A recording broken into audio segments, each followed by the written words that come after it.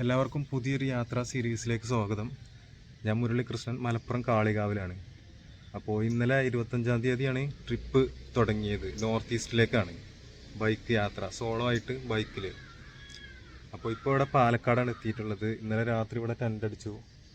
ഇനി ഇവിടുന്ന് രാവിലെ പോകണം. നോർത്ത് ഈസ്റ്റിലെ ഹോൺബിൽ ഫെസ്റ്റിവൽ കാണുക എന്നുള്ളതാണ് പ്രധാന പരിപാടി. അത് ഡിസംബർ 1-ാം തീയതി മുതൽ 10-ാം തീയതി വരെയാണ്. പക്ഷെ അപ്പോഴേക്കും ഈ ബൈക്ക് ഓടിച്ച് അങ്ങോട്ട് എത്തുക എന്ന് പറഞ്ഞാൽ ഭയങ്കര പ്രയാസമുള്ള കാര്യമാണ്. എന്തായാലും പറ്റുന്ന രീതിയിലൊക്കെ റൈഡ് ചെയ്ത് എത്താൻ നോക്കും. പിന്നെ ഇതെൻ്റെ സുഹൃത്ത് ആസിഫിൻ്റെ പഴയ വീടാണ് പാലക്കാട്. ആസിഫ് നാട്ടിലാണ്, കാളികാവിലാണ്. അപ്പോൾ ഇവിടെ വന്ന് കടന്നു എന്ന് പറഞ്ഞിട്ട് അങ്ങനെ രാത്രി വന്ന് കടന്നതാണ് ഇവിടെ. ഞാൻ ആദ്യം പ്ലാൻ ചെയ്തത് എന്താണെന്ന് വെച്ചാൽ പാലക്കാട് മുതൽ ദിമാപൂർ വരെ ട്രെയിനിന് പോവുക, ബൈക്ക് അതുപോലെ പാർസൽ ചെയ്യുക. പക്ഷേ ബൈക്ക് അങ്ങോട്ട് എത്തണമെന്നുണ്ടെങ്കിൽ ഒരു മാസമൊക്കെ വെയിറ്റിംഗ് ഉണ്ട് എന്നാണ് പറഞ്ഞത്. ഇന്ന് ശരിക്കും ഞാൻ ട്രെയിനിന് ദിമാപൂർ പോകേണ്ടതായിരുന്നു. അത് പിന്നെ ക്യാൻസലാക്കി, ബൈക്ക് എത്തൂല എന്ന് അറിഞ്ഞതുകൊണ്ട്. അപ്പോൾ പിന്നെ നേരെ ഓടിച്ച് പോകാമെന്ന് വിചാരിച്ചു. ഒരു ഏകദേശം 3600ഓളം കിലോമീറ്റർ ഉണ്ട്. അത് ഈ ഒരു ചെറിയ ബൈക്ക് ഓടിച്ച് പോകുക എന്ന് പറഞ്ഞാൽ കുറച്ച് ബുദ്ധിമുട്ടാണ്. അത്ര ദൂരമൊന്നും ഓടിക്കാൻ കഴിയൂല. അപ്പോൾ ഇതിൻ്റെ ഇടയിൽ വീഡിയോ എടുക്കൽ കാര്യങ്ങളൊക്കെ കുറച്ച് ബുദ്ധിമുട്ടാണ്. ഇതാണ് ടെൻറ്റ്. ഇത് 2 പേർക്ക് കിടക്കാവുന്നൊരു ടെൻറ്റാണ്. ഇതൊക്കെ റെഡിയാക്കിയിട്ട് വേണം പോവാൻ. അപ്പം എൻ്റെ സുഹൃത്ത് ആസിഫിൻ്റെ അയൽവാസികളാണ് ഇവർ ഭയങ്കര സപ്പോർട്ട് ചെയ്യുന്നു. രാവിലെ എണീറ്റ് വന്നപ്പോൾ തന്നെ ബ്രേക്ക്ഫാസ്റ്റും കാര്യങ്ങളൊക്കെ റെഡിയാക്കി കഴിച്ചിട്ട് പോയാൽ മതി എന്നൊക്കെ പറഞ്ഞതാണ്. എൻ്റെ പേരെന്ന് പറഞ്ഞു കബീർക്കാണ്. ഇത് അവരുടെ ഭാര്യയാണ്, ഇത് മോന്. പേരെന്താ? അയാസ്. ഇവരൊക്കെ ഭയങ്കര സപ്പോർട്ടാണ്. ഇവർക്ക് ഭയങ്കര താങ്ക്സ്. കാരണം ഫസ്റ്റ് ട്രിപ്പ് തന്നെ നല്ലൊരു പ്രോത്സാഹനമാണ് ഇവരുടെ നിന്ന് കിട്ടിയിട്ടുള്ളത്. അപ്പോൾ ഭയങ്കര താങ്ക് യു. പിന്നെ ഇവർ നൂൽപുട്ടും ചിക്കൻ കറിയൊക്കെ അവിടെ റെഡിയാക്കി വെച്ചിട്ടുണ്ട്. ഞാനിനി അത് കഴിക്കട്ടെ. അപ്പം ഞാനങ്ങനെ ഈ ഫാമിലിയോട് യാത്ര പറഞ്ഞ് പോവുകയാണ്. ഇവർ വന്ന സപ്പോർട്ടിനൊക്കെ ഭയങ്കര താങ്ക്സ് ആണ്. അപ്പോൾ ബായ് എല്ലാവരോടും ബായ്. Okay, thank you. ഇപ്പോൾ കോയമ്പത്തൂർ കഴിഞ്ഞ് സേലം എത്താനായി. സേലത്തേക്ക് ഇവിടുന്ന് ഒരു ഏകദേശം ഒരു 80 കിലോമീറ്ററോളം ഉണ്ട്. അപ്പോൾ ഒരു ഒഴിഞ്ഞ പമ്പ് കണ്ടപ്പോൾ ഇവിടെ നിർത്തിയതാണ്. പിന്നെ ഇവിടെ ചെറിയൊരു വെയിലും ഒരു മൂടി കെട്ടിയൊരു അവസ്ഥയാണ്. ചൂട് ചെറുതായിട്ട് തോന്നുന്നുണ്ട്. പിന്നെ ഹൈവേ കൂടെ വരുമ്പോൾ എന്ന് വെച്ചാൽ ആരും സംസാരിക്കാനൊന്നുമില്ല. അങ്ങനെ ഒറ്റയ്ക്ക് ഇങ്ങനെ റൈഡ് ചെയ്ത് വരണം. അങ്ങനെ ഒരു ബുദ്ധിമുട്ടുണ്ട്. വേറെ പ്രശ്നങ്ങളൊന്നുമില്ല. പിന്നെ പല സ്ഥലത്ത് ഇങ്ങനെ നിർത്തും, ഇടയ്ക്ക് വെള്ളം കുടിക്കും, റെസ്റ്റ് എടുക്കും. അങ്ങനെയൊക്കെ ഇങ്ങനെയാണ് യാത്ര ചെയ്തുകൊണ്ടിരിക്കുന്നത്. അപ്പോൾ ഇതാണ് വണ്ടി, പാഷൻ പ്രോ വണ്ടി. അത്യാവശ്യം പണികളൊക്കെ ഞാൻ ചെയ്തിട്ടുണ്ട്. കേബിളുകൾ മാറി, അതേപോലെ പ്ലഗ്, എയർ ഫിൽറ്റർ, ഓയിൽ മാറി, പുതിയ ടയർ ഇട്ടു. അങ്ങനെയുള്ള കാര്യങ്ങളൊക്കെ വണ്ടിയിൽ ചെയ്തിട്ടുണ്ട്. പിന്നെ അത്യാവശ്യം വേണ്ട ടൂൾസുകൾ കൊടുത്തിട്ടുണ്ട്. പിന്നെ ചാർജ് ചെയ്യാനുള്ള സംഗതികളൊക്കെ വെച്ചിട്ടുണ്ട്.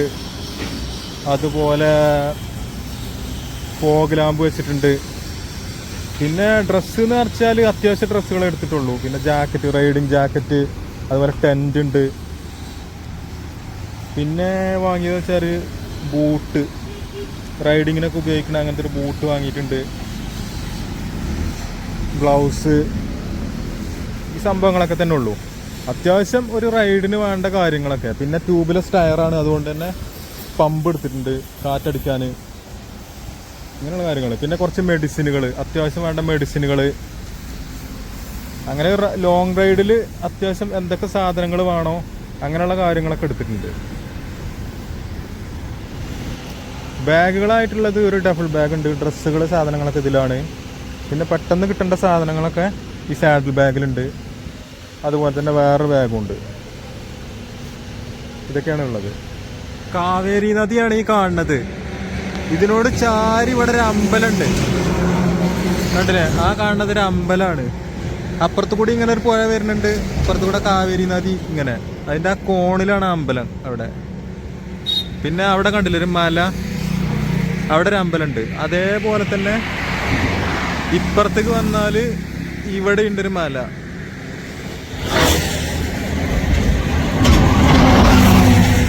ആ കാണുന്നതൊരു മലയാണ്, അവിടെ ഉണ്ടൊരു അമ്പലം. പിന്നെ ഇതാ അവിടെ കുറെ ആളുകൾ ചൂണ്ടലിടുന്നുണ്ട്. മീൻ കിട്ടുന്നുണ്ടോ അറിയില്ല, പക്ഷെ ഇവിടെ കുറെ ചൂണ്ടക്കാരുണ്ട്. ഇതൊരു പാലത്തിന്റെ മുകളിലാണ് ഇപ്പൊ ഞാൻ വണ്ടി നിർത്തിയത്, കണ്ടില്ലേ?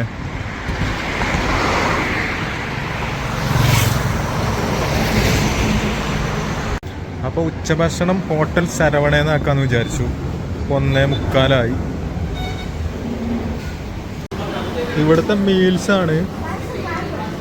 പിന്നെ കറികൾ എല്ലാ ഐറ്റംസും കൂടി 10 ഐറ്റംസ്. പിന്നെ റൈസ്, അതുപോലെ ചപ്പാത്തി ഉണ്ട്, ഒരു ബജി പോലെ സാധനം ഉണ്ട്, പപ്പട കണ്ടില്ലേ, വലിയ പപ്പട.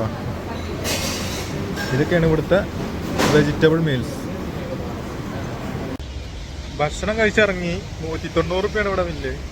പിന്നെ ഇവിടുന്ന് ഇറങ്ങിയപ്പോൾ ഒരു മഴ, എന്നും മഴയൊന്നുമില്ല എന്ന് പറഞ്ഞു. ഇപ്പൊ മഴയൊക്കെ പെയ്തിട്ടുണ്ട്. ഇപ്പൊ കുഴപ്പമില്ല, മഴ പെയ്ത് ചോർന്നിട്ടുണ്ട്. പോണ പോക്കില് റോഡ് സൈഡില് കുറച്ചൊരു പച്ചക്കറിയൊക്കെ വെക്കുന്നുണ്ട്. അപ്പോൾ ഇവിടെ മാർക്കറ്റാണ്, നല്ല പച്ചക്കറികളുണ്ട്. കുറെ ചെറിയ ചെറിയ ഇതാക്കി കൂട്ടാക്കി ഇങ്ങനെ വെച്ചതാണ്. ഇതുണ്ടല്ലേ, ഇഞ്ചി, മുളക്, ബീട്രൂട്ട്, ഉരുളൻകിഴങ്ങ്, ക്യാരറ്റ്, ബീൻസ് ഒക്കെ ഇങ്ങനെ കൂട്ടം കൂട്ടാക്കി. എവ്വളോ? 20 രൂപ. എല്ലാം 20 രൂപ. ഓരോ പ്ലേറ്റിന് 20 രൂപയാണല്ലോ. അല്ലേത് ഇതുപോലെ തന്നെ കേട്ടോ, ഒക്കെ ഓരോ പ്ലേറ്റിലാക്കി വെച്ചതാണ്. ഹലോ, ഒക്കെ പ്ലേറ്റിലാണ് കണ്ടില്ലേ.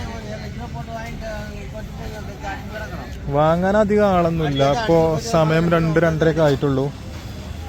വിൽപ്പനക്കാർ മാത്രമേ ഉള്ളൂ. വാങ്ങാനൊക്കെ കുറച്ചും കൂടി കഴിയേണ്ടി വരും.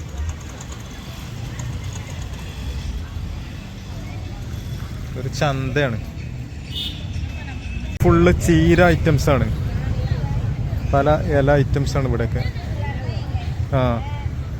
ഇതുണ്ടല്ലേ, ഈ അമ്മച്ചീൻ്റെ അടുത്ത് ഇതുപോലെ മല്ലിച്ചപ്പ്, ഇങ്ങനത്തെ ഐറ്റംസ് ഒക്കെയാണ്.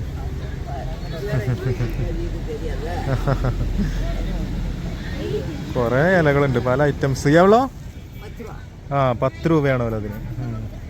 Okay okay. നല്ല ഫ്രഷ് പച്ചക്കറി ആട്ടോ, ഇതൊക്കെ ഇവിടെ തന്നെ കൃഷി ചെയ്ത് ഉണ്ടാക്കുന്നതാണ്.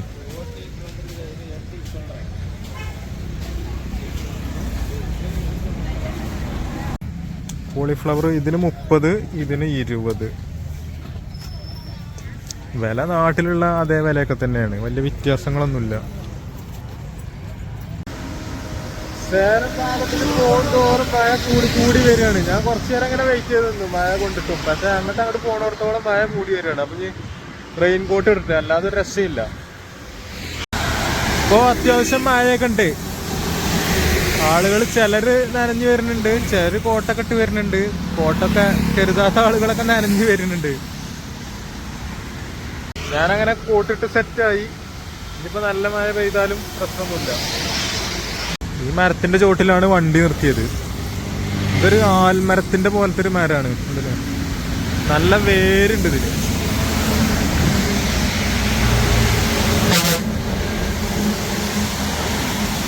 ബാഗിന് റെയിൻ കവർ ഇട്ടിട്ടുണ്ട്, ഇനി നനയണ പ്രശ്നമൊന്നുമില്ല.